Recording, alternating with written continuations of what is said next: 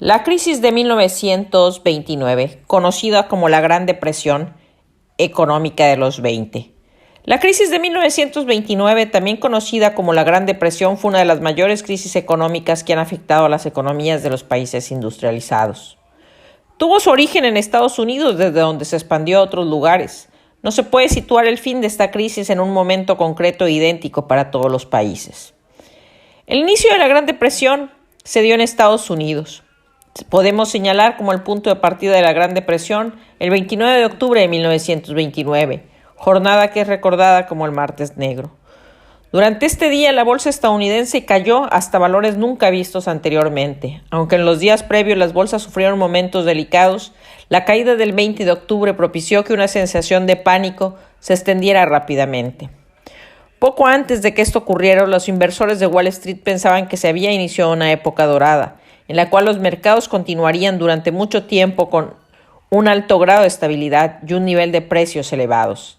El economista norteamericano Irving Fisher llegaría a afirmar lo siguiente: los precios de las acciones han alcanzado lo que parece ser una meseta alta permanente.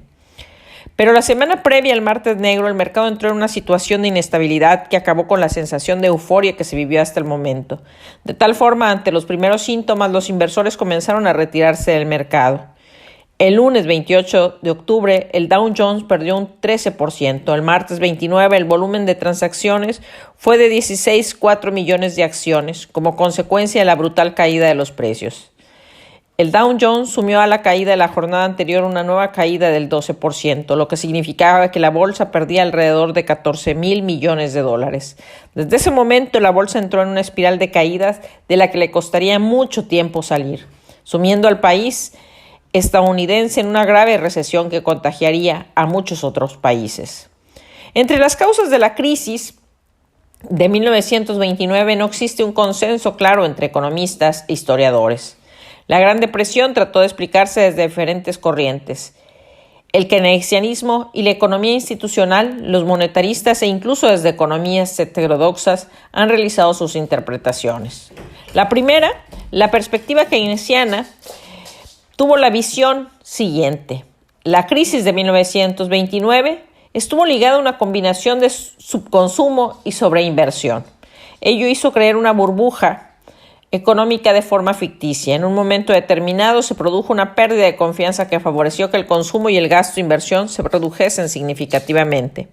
Como consecuencia, se generalizó el pánico, por lo que muchas personas intentaron mantenerse a salvo, alejándose de los mercados y manteniendo el dinero en efectivo. El dinero en efectivo, con la caída de precios, hizo tener la esperanza de que con el tiempo, con la misma cantidad de dinero, se podría consumir más bienes. Este hecho agravó la situación de subconsumo, lo cual hizo que la economía se resintiera. En la explicación de los monetaristas se cree lo siguiente: las causas fueron que la Gran Depresión era una recesión más de las que de forma cíclica afecta a las economías capitalistas.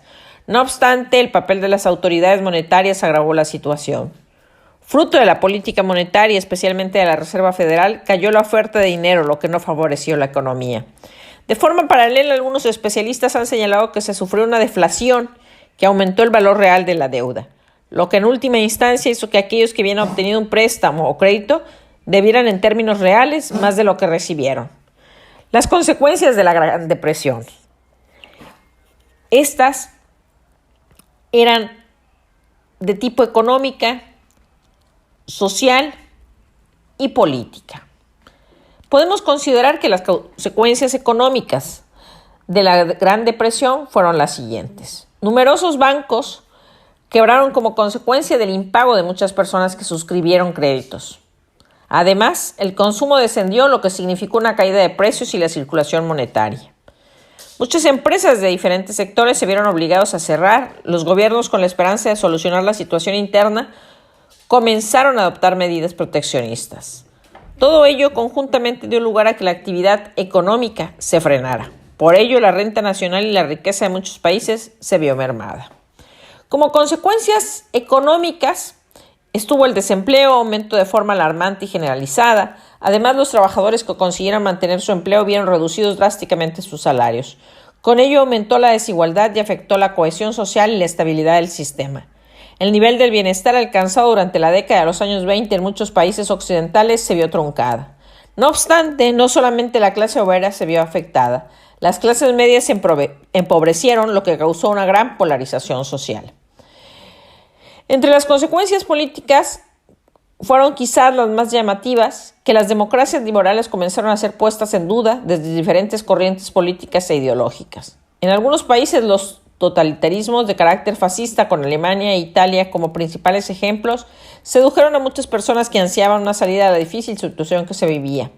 Por otra parte, desde otros sectores se comenzó a ver el socialismo soviético como una posible alternativa. Y a pesar de las muchas diferencias, la intervención económica del Estado, aún con muchos matices, era un elemento común. Las intervenciones estatales parecían aptas para paliar los efectos de la crisis. En relación con el ascenso de los fascismos, la Segunda Guerra Mundial puede entenderse como un efecto indirecto de la Gran Depresión o crisis de 1929. También en los países con un sistema capitalista se implantó la idea de intervenir en la economía. Un ejemplo fue el New Deal estadounidense entre 1933 y 1938. Su objetivo fue sostener a las capas más pobres de la población, reformar los mercados financieros y redinamizar una economía estadounidense mediante un programa de intervención pública en la economía. Así fue como tanto las causas, las consecuencias de lo que sucedió en el crack de 1929 tendría gran impacto histórico.